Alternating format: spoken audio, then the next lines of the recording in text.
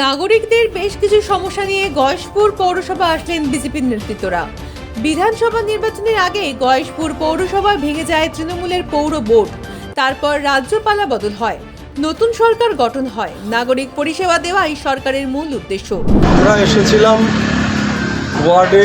গয়েশপুরের ওয়ার্ডের নানান জায়গায় পাইপ কেটে গেছে, মানুষের পরিষেবা বিঘ্নিত হচ্ছে, জলের সমস্যা এবং কিছু জায়গা স্থানান্তরিত করা হচ্ছে। নানান অভিযোগ নিয়ে আমরা এসেছিলাম সকালবেলা।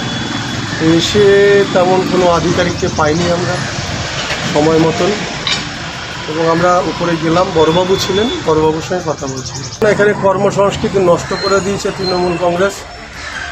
এই মানুষগুলোর যে একটা দক্ষতা থাকে, মানে সব জায়গায় রাজনীতিটা ঢুকিয়ে, সব জায়গায়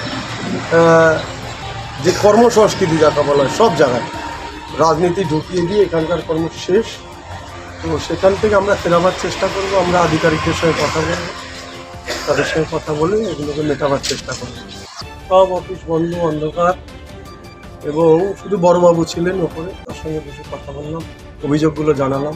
তার মানে বেশিরভাগ টেবিলই ফাঁকা আপনাদের চোখে? বেশিরভাগ না, সব টেবিল ফাঁকা ছিল। সব টেবিলই ফাঁকা ছিল, একমাত্র বড়বাবু অফিসে ছিলেন। কোনো স্টেপ নেবেন এই বিষয়ে? আমরা আধিকারিকের সঙ্গে প্রথমে কথা বলবো।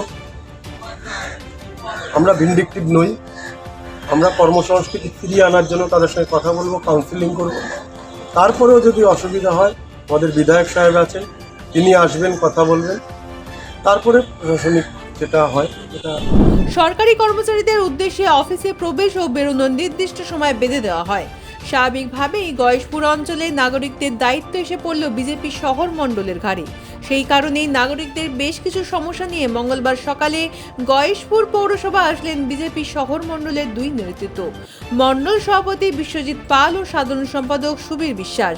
এদিন পৌরসভার বড়বাবু ছাড়া অন্য আধিকারিকদের দেখা পেলেন না বলেই সংবাদ মাধ্যম জানালেন গয়েশপুর মণ্ডল সভাপতি বিশ্বজিৎ পাল। তিনি বলেন, এতদিন ধরে এখানে কর্মসংস্কৃতি নষ্ট করে রেখেছে তৃণমূল। আমি আধিকারিকদের সঙ্গে কথা বলবো।